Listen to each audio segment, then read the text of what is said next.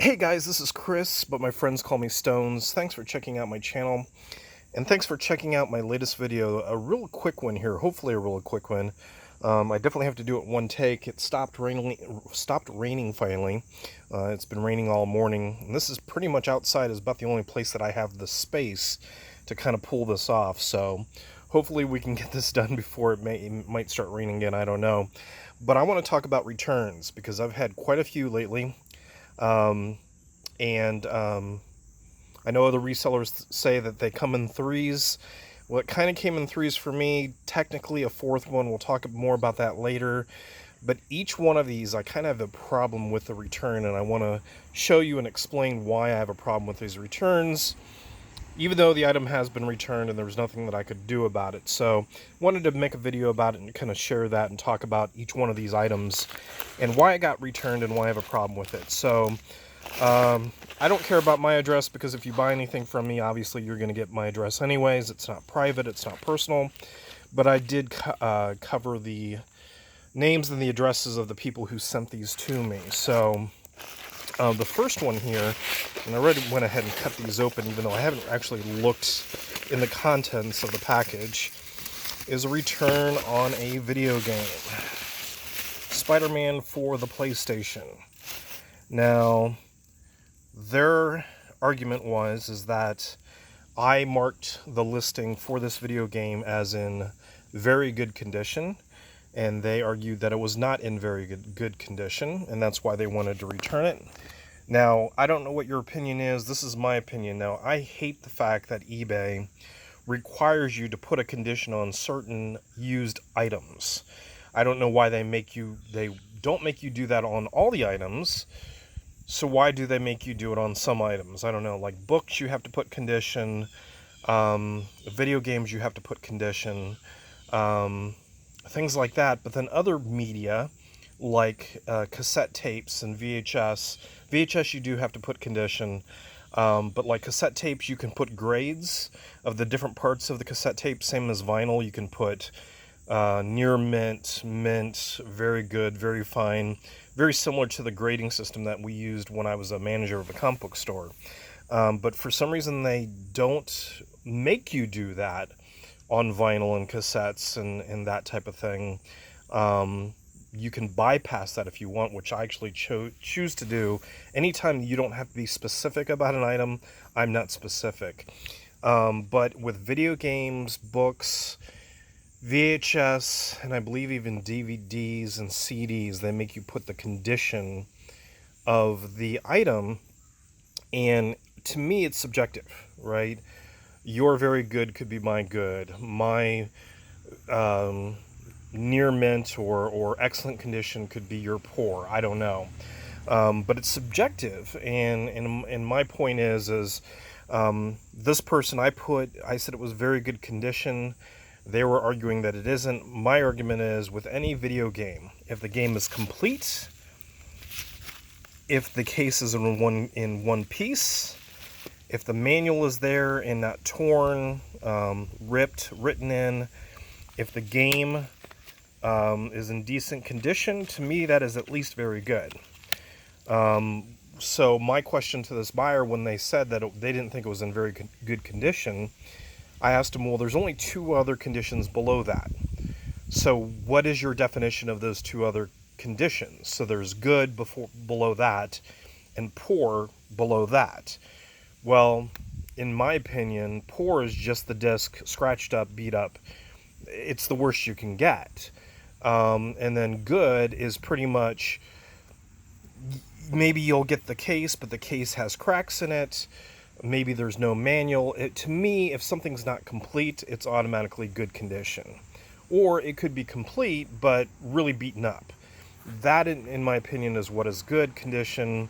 So anything that's complete, not broken, not torn up, not written in, not ripped, whatever, that's automatically very good, which is kind of the lowest of what I feel a complete game can be.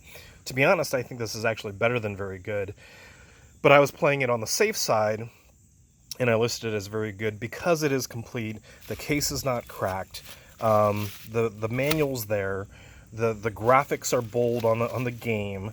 So to me, that's automatically very good, but they returned it and said it's not in very good condition.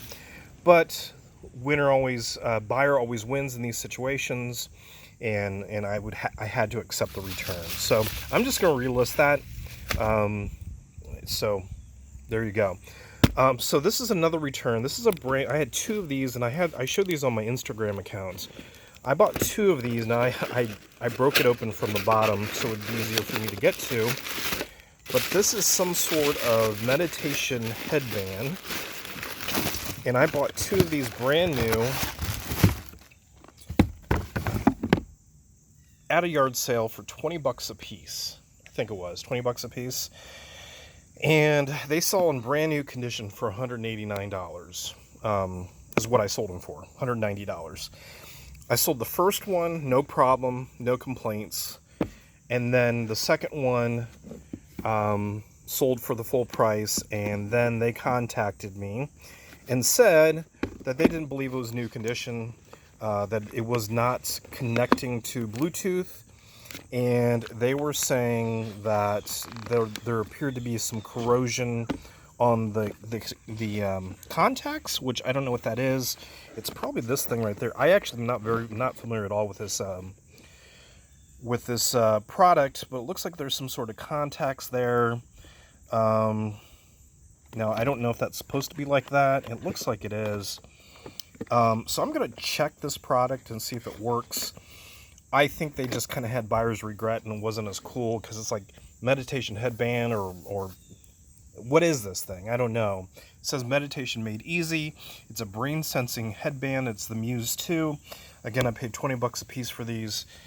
Sold them for 190. Now the first one that sold, of course, paid for everything, gave me profit. I think they just had buyer's remorse. And that's the problem that I have with eBay, is that people can make things up in order to validate or give a reason why they want to return it, even though they shouldn't be returning it. So I'm going to check this thing, see if it works, and then even in used condition, these things sell for over $100. So I still can make money. I haven't lost money the way that I feel about it. But that's the second return. Now the third return is a very interesting return. So this is sold GPS. And I don't know if anybody else is familiar with it, but when you sell something, it's called the Global Shipping Program, GPS, and it's basically an option for buyers from outside of the country to buy things from you and to get it shipped to them through eBay. So what they do is they pay eBay extra money to get the item, and then I'm only responsible for shipping the item to the hub of eBay's hub that's in Kentucky. And what they do is they take it from there. They're responsible for getting it to that person, whatever country they're in. And it's a very simple and easy way for you to sell to international buyers without there being much risk. It's very easy. To me, I'm shipping to someone in the United States, and then eBay takes it from there. So, and you're protected. So if it gets lost or stolen or damaged, eBay normally takes care of it. Matter of fact, I just had a train set I sold to someone somewhere, I don't know, somewhere outside of the country through the Global Shipping Program. They paid all the extra money for them to get it. And I shipped it to eBay, which is in Kentucky, which is only one state away from me. And they claimed that it was destroyed. Now, I don't know how they showed pictures. I don't know how it got that way. But eBay took responsibility for that, because what happens is once they receive it, if it's not damaged when they receive it, I'm good to go. I'm in the clear, because they, I think it's Pitney Bowes that actually says here, that's the third party that actually ships these outside of the country to whoever bought it. So anyways, they send you an email notice whenever they receive the item from when you ship it to eBay. And when eBay receives it, they'll send you an email confirming that they received the item. And then that basically means I'm good to go. And on my end, the transaction has been complete and I have nothing else to worry about. Well, I got an email from them last week for the first time that said, your package is being returned. It was stopped at customs and we cannot ship this item out to the customer. I've never had that happen before. And I was like, what was it that I sold that could be caught up in customs? And I've heard horror stories of, certain items that just certain countries don't like. They will obviously sending maybe like a Bible to China is no good. But I've heard different things where they just do not allow, weapons, of course, knives, anything that could be considered dangerous. Customs will stop that. But I'm like, what did I sell that would be stopped by customs? And I looked into it, and I couldn't believe what it was. It's like, how in the world, why was that stopped? Why is this being returned to me? And then I got the package back, and it says, it's been labeled radioactive material. Your item was reviewed in our processing center and was determined to be ineligible to be shipped forward by air to the buyer because of an unacceptable level of radiation. And I was like, this is a camera lens. How is there radiation on a camera lens? And I'll try to pull it out of the box here. It's a vintage camera lens. And I looked this up, I did a search, and sure enough, there's a bunch of vintage camera lenses that were created with radioactive material. And there was a reason for it. They thought it... So here we go. This is exactly how I packaged it up. And there's a list of them on the internet of certain old vintage camera lenses that were created with radioactive material. Just like there's there's depression glass. Those are radioactive. So I didn't know. So I'm going to try to resell this, but try to keep it here in the U.S.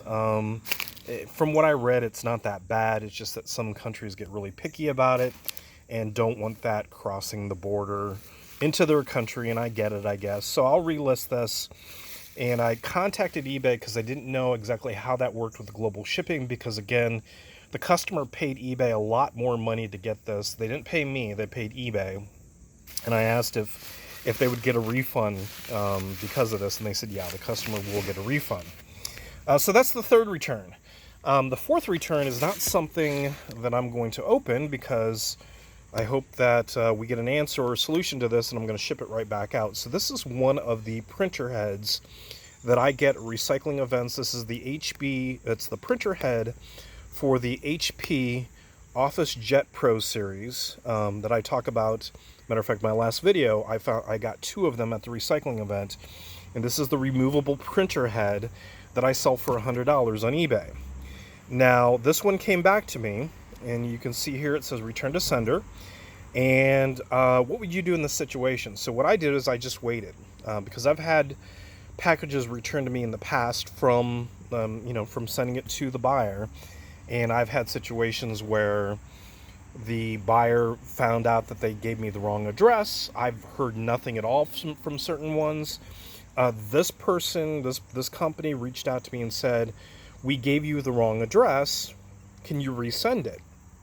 And I told them, well, you have to pay for shipping again. Yes, I did receive the package. Please provide me the correct address, and you have to pay the additional shipping cost because that's not gonna come out of my own pocket. And they haven't responded yet. So here it sits, and I'm not gonna take any action on them all. I'm not even gonna refund them until they tell me what they want to do. Now, if they ask for a refund, sure, I'll do that, but then they're gonna lose the shipping on that as well. So what would you do in this situation? I know some people, they automatically just refund. Others will go ahead and ship it back out so they don't lose the sale. I mean, it is a $100 item that I got for free, so I'm not going to lose a whole lot more paying another $6 to ship it out to keep the sale. But what would you do?